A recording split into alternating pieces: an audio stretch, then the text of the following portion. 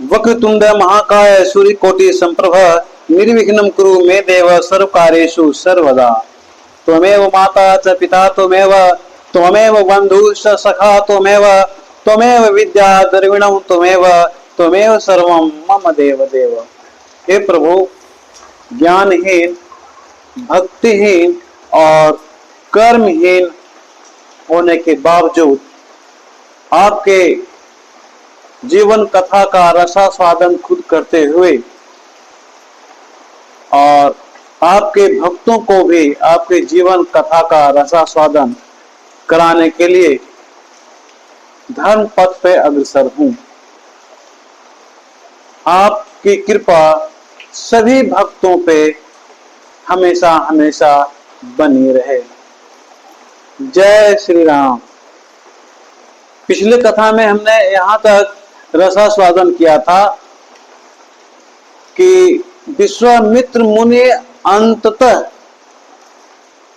ब्राह्मणत्व की प्राप्ति कर ही लेते हैं और ब्राह्मणत्व की प्राप्ति के लिए उनको हजारों वर्ष तक तप करना पड़ा था।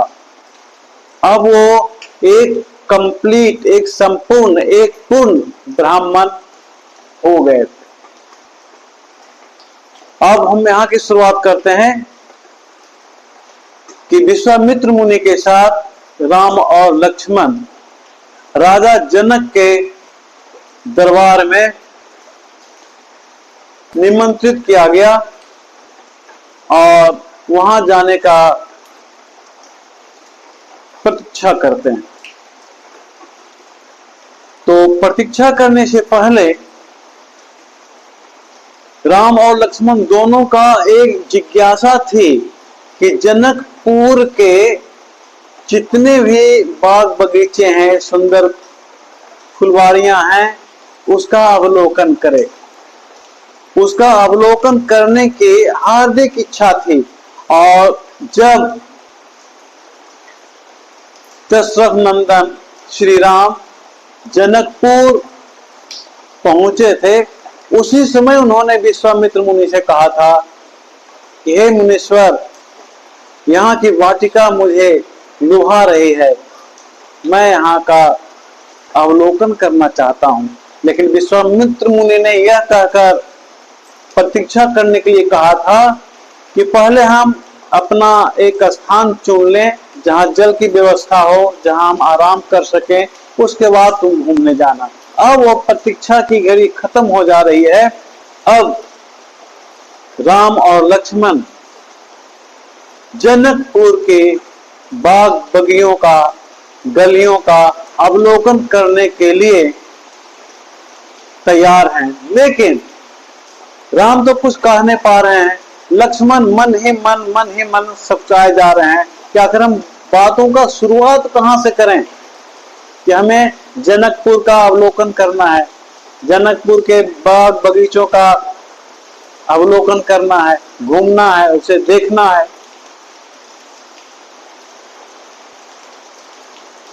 तो ये हिम्मत इसीलिए नहीं कर पा रहे थे कि राजा जनक अभी वहां पर मौजूद थे और विश्वामित्र मुनि ने राजा जनक को यह बताया था कि ये दोनों जो किशोर हैं वो दशरथ नंदन है, दशरथ के पुत्र हैं और ये आपके यहाँ जो धनुष रखा हुआ है उसको देखने की जिज्ञासा इनके मन में है, इसलिए आप इन दोनों को उस धनुष का दर्शन करा दीजिए।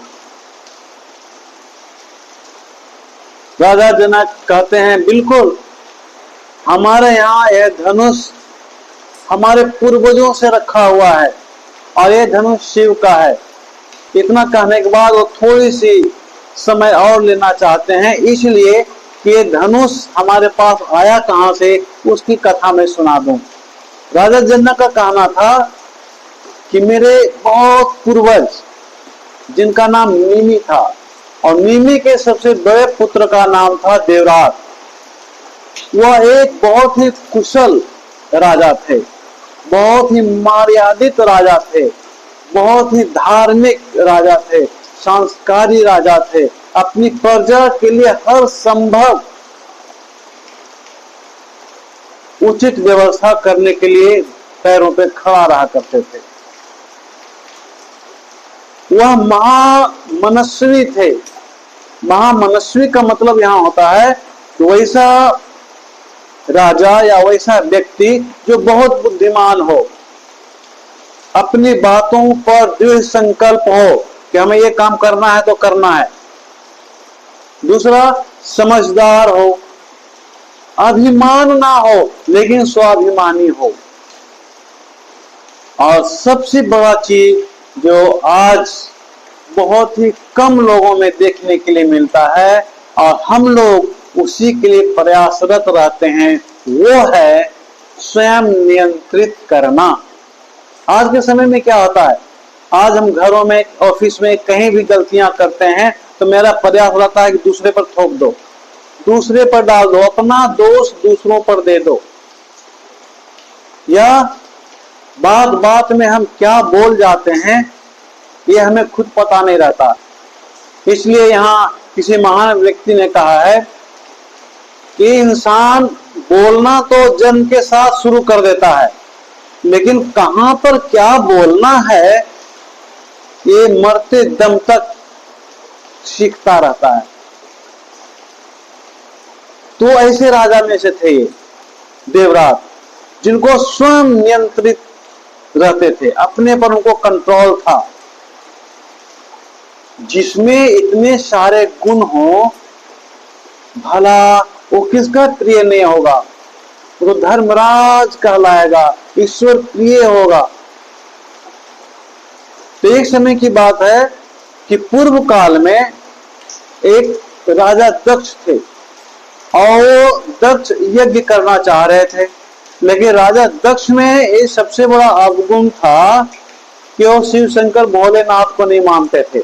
उनका कहना था कि उस शिव को मानेंगे जो गला में सांप लपेटे रहता है, अपना वेशभूषा गंदे रूप में बना के रखता है, पागलों की तरह रहता है, डमरू लेके घुमा फिरता रहता है, और जिसका कोई उचित स्थान नहीं हो, श्मशान में सोता है, उसको हम ईश्वर मान लेंगे? कभी हो ही नहीं सकता। इसीलिए शिव भगवान भी राजा दक्ष से नाराज रहा करते थे। और एक बार राजा दक्ष यज्ञ करना शुरू किया, लेकिन इनका यज्ञ स्वीकार नहीं हो पा रहा था शिव भगवान की वजह से।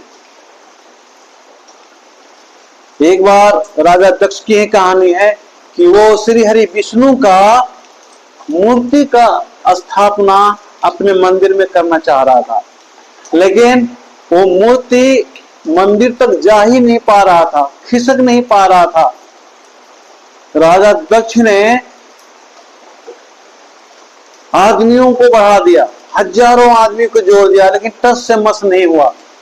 लेकिन वो राजा दक्ष की एक पुत्री थी जिसका नाम था पार्वती, जो बाद में शिव शंकर से शादी की। वो शिव शंकर का अटूट भक्तिनी थी। उसने चुपके से किसी के सुझाव पे शिवलिंग को श्री हरि विष्णु के मूर्ति के पास रख देती है, और रखते ही श्री हरि विष्णु का मूर्ति आराम से मंदिर की ओर जाने लगता है। राजा दक्ष को अभी भी विश्वास नहीं हो रहा था कि उसमें इतनी शक्ति है। वो बहुत जलता था शिव भगवान से। नतीजा ये हुआ कि उसका यज्ञ को विध्वंस करने के लिए, नष्ट करने के लिए, तंग करने के लिए, तोड़ने के लिए सभी देवताओं ने प्रयास किया। और उसमें शिव भगवान खुद चाहते थे कि हम भी उसमें शामिल हों, लेकिन किसी कारणवश वो सफल नहीं हो सके। शिव भोलेनाथ वहां पर अपना योगदान नहीं दे सके, इससे उनको काफी गुस्सा आई, और उतना गुस्सा आया, उनको इतना गुस्सा हुआ, गुस्सा भी था, लेकिन मजाक के तौर पे उसने धनुष को उठाया और गुस्से में कह डाला कि जितने भी यहाँ देवता हैं मैं सबका नाश कर दूंगा। लेकिन देवताओं के प्रार्थना पर शिव भगवान मान जाते हैं और उसे क्षमा कर देते हैं। अंत में वही धनुष उन्होंने देवताओं को दे दिया, कि ठीक है, जिस धनुष से मैं तुम लोगों का प्राण लेना चाहता था, उस धनुष ने तुम्हें क्षम्य कर दिया, इसलिए धनुष तुम अपने पास रखो। और वही धनुष राजा देवरात के पास आया। उस समय से वो धनुष राजा देवरात के पास रहते रहते आज के समय में वो धनुष राजा जनक के पास है। उसी धनुष का आज अवलोकन करने के लिए दशरथ नंदन राम और लक्ष्मण बहुत उत्सुक हैं। इसके लिए उन्हें राजा जनक के महल में तो जाना पड़ेगा। इतना कहने के बाद राजा जनक कहते हैं कि तब से वह धनुष हमारे देख रेख में है। अब जरा सोचिए कि वो धनुष शिव भगवान का है और उन्होंने अपने भक्त को दिया।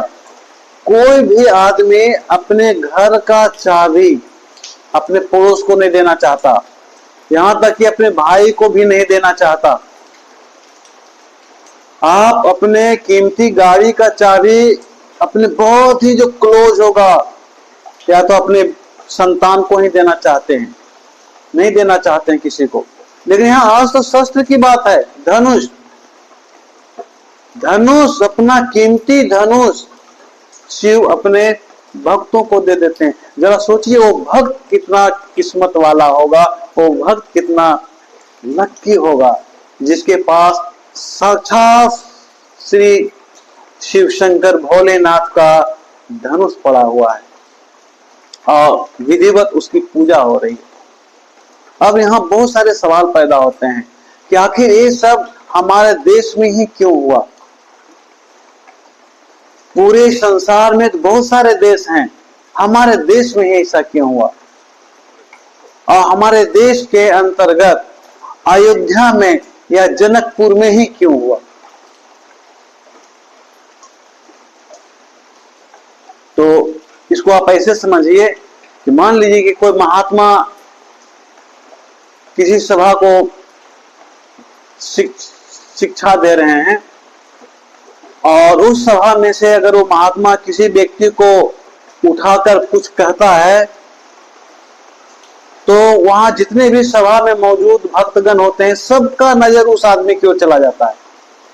तो महात्मा उस आदमी को क्यों बुलाया। ठीक उसी तरह से देवता लोगों का नजर हमारे देश पे ही क्यों है। जरूर कुछ खास बात होगा उसमें। और हमारे देश में विशेषकर अयोध्या और जनक जैसे गांव में ही क्यों है। क्या वहां के लोग विशेष कुछ हैं, उनमें कुछ विशेष संस्कार है, उनमें कुछ विशेष गुण है जो हम में नहीं है। तो बात ऐसा ही है। सबसे पहले हम यहीं से शुरू करते हैं कि हमारा देश पूरी दुनिया में यूनिक है, अकेला है, इकलौता है। वैसा पूरी दुनिया में कोई भी देश नहीं है। इसीलिए इकलौता है कि हमारे देश में जितने भी सनातनी लोग हैं तो सबको एक ही मंत्र दिया गया है, एक ही मंत्र सिखलाया गया है ईश्वर के द्वारा। वो मंत्र क्या है? सर्वे भवन्तु सुखिनः, सर्वे सन्तु निरामयः, सर्वे भद्राणि पश्यन्तु मां कश्चित् दुख भाग भवेत्। ये किसी धर्म में नहीं है और कोई धर्म ऐसा कहता भी नहीं है। ये केवल सनातन धर्म ही कहता है सब सुखी हो, सभी निरोग रहें, सभी का मंगल हो, किसी को किसी तरह का कष्ट ना हो। ये कोई धर्म नहीं कहता, हमें जहां तक मालूम है। ये केवल सनातन धर्म ही कहता है। दूसरा, जब हम मंदिर में पूजा करते हैं, यज्ञ करते हैं, या जिस मंदिर में सुबह सुबह पंडित के द्वारा पूजा होता है, घंटियां बजती है, वहां अंत में कुछ पंक्तियां का उच्चारण प्रतिदिन होता है। उसमें से है धर्म की जय हो, अधर्म का नाश हो, प्राणियों में सद्भावना हो और जग का कल्याण हो। आपने कहीं देखा कि इस तरह के वाक्य, इस तरह की बातें किसी दूसरे धर्म के लोग कहते हैं? नहीं कहते हैं।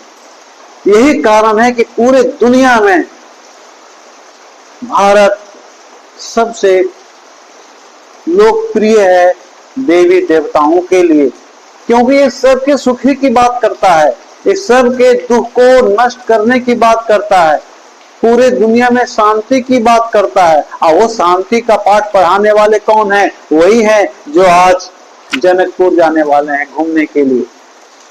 श्री हरि विष्णु का मानव अवतार राम, उन्हीं का दिया हुआ है, मां का दिया हुआ है।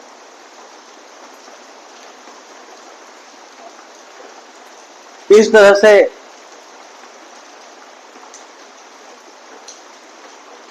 जब राजा जनक विश्वामित्र मुनि से विदा लेते हैं और एक कहकर जाते हैं कि कल सुबह आप हमारे यज्ञ में उपस्थित होकर हमारे यज्ञ की शोभा बढ़ाएं, हमारे जो छोटी सी कुटिया है उसका कण कण का उद्धार करें। इतना कहकर चले जाते हैं। जाते ही लक्ष्मण को मौका मिल जाता है, वो अपने भैया की तरफ मुस्कुराते हुए देखते हैं। राम को तो सब पता है कि लक्ष्मण क्या चाहता है, लेकिन लक्ष्मण अपने भैया के डर से भी नहीं बोल पाता है और विश्वामित्र मुनि के डर से भी नहीं बोल पाता है। यहाँ पर रामचरितमानस में तुलसीदास लिखते हैं, लखन हृदय लालसा विशेषी। लक्ष्मण के हृदय में एक विशेष लालसा है, विशेष इच्छा है। जाई जनकपुर आ ये देखी, कि चलो थोड़ा जनकपुर जाकर के देख करके आते हैं। लक्ष्मण के मन में ऐसी बातें आ रही है, लेकिन हिम्मत नहीं हो रहा है बोलने का कि हम भैया से कैसे बोलें। लेकिन भैया ऐसे हैं कि लक्ष्मण की सारी बातों को समझ जाते हैं। आगे तुलसीदास जी लिखते हैं, प्रभु भय बहुरी मुन ही सकुचाई, प्रकट न कहे मन ही मुस्काई। प्रभु हैं वो भी सकुचाए हुए हैं, लेकिन किसी तरह से हिम्मत करके साहस करके मुनीश्वर से कहते हैं, हे मुनीश्वर, मेरा जो छोटा भाई है ना, उसको जनकपुर का जो बाग बगीचा है, गलियां हैं, बहुत आकर्षित कर रहा है। उसके अंदर देखने की लालसा है। अगर आपकी आज्ञा हो तो मैं उसे घुमा कर ले आऊं। वो नहीं कहते हैं कि लक्ष्मण को जाने दें, वो देख करके आ जाएगा, घुमा करके ले आऊं, हमको भी जाना है। ध्यान दीजिए बातों पर। राम यहाँ ये नहीं कह रहे हैं विश्वामित्र मुनि से कि मेरा छोटा भाई लक्ष्मण है, वो जनकपुर को देखना चाहता है, वहां के बाग बगीचों को घूमना चाहता है।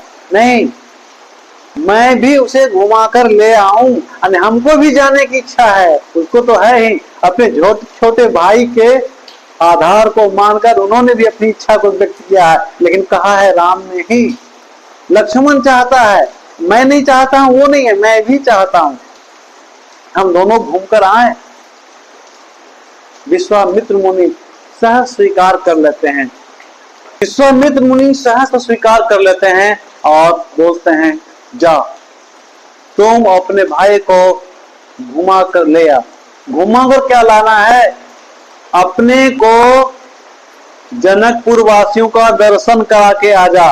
भला पूरे जगत के जो रचयिता हैं उनको पता नहीं है कि जनकपुर कैसा है। यहाँ बात है कि जनकपुर के जो लोग हैं उनको प्रभु का दर्शन चाहिए, उल्टा। इसी के साथ आज कथा का हम विश्राम लेते हैं, लेकिन अंत में तो आपको याद होगा, वो तो बोलना ही पड़ेगा, जय श्री राम।